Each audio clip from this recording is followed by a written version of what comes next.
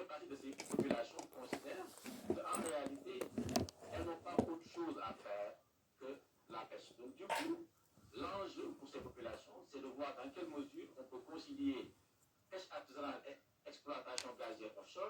Et pour ce faire, il y a des mesures que la compagnie doit prendre en parfaite collaboration avec les populations locales, notamment les communautés de pêcheurs, pour pouvoir immerger peut-être des récifs artificiels dans des zones où ces populations-là peuvent aller pêcher.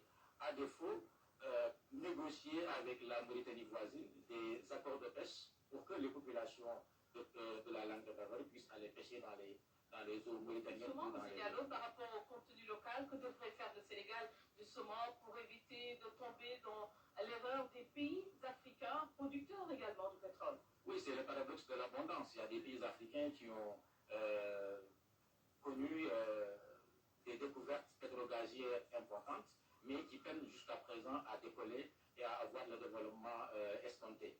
Donc, de ce point de vue, en termes de contenu local, il y a le Comité national de suivi du contenu local qui a été mis en place et qui permet de mettre en place une plateforme pour que les entreprises sénégalaises puissent gagner des parts de marché. Et ce qui est annoncé en termes de chiffres par le rapport ITE 2022, c'est que rien que les chiffres du contenu local, ça dépasse les 2034 milliards. Donc il y a un enjeu énorme là où les recettes que l'État a pu engranger en termes de rente ne dépassent pas 275 milliards. Donc l'enjeu se trouve dans la maximisation des intérêts du Sénégal à travers le contenu local, plutôt que de miser uniquement sur la rente pétrogazière.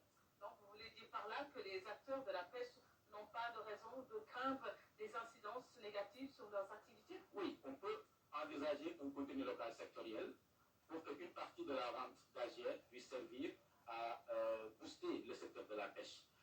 De deux façons. La première façon, c'est faire en sorte qu'il y ait un système de compensation pour compenser le manque à gagner des pêcheurs qui font face à la surpêche, qui subissent les impacts des changements climatiques et qui aujourd'hui subissent la réduction des zones de pêche dues aux installations pétrogazières qui font que les populations de la langue de Barbarie, qui sont principalement des pêcheurs, ne peuvent pas avoir accès aux ressources comme elles avaient l'habitude d'avoir accès à la ressource. Donc de ce point de vue, il est important qu'une partie de la rente pétrogazière puisse servir à moderniser le secteur de la pêche ou bien à permettre à ces populations de préparer leur reconversion à travers l'aquaculture ou la pisciculture ou l'immersion de récifs artificiels dans des zones non occupées par les installations pétrolières pour pouvoir permettre à ces populations d'aller trouver le poisson là où elles ne peuvent plus le trouver, notamment à côté des plateformes pétrogazières. Pape Diallo, merci. Je rappelle que vous êtes enseignant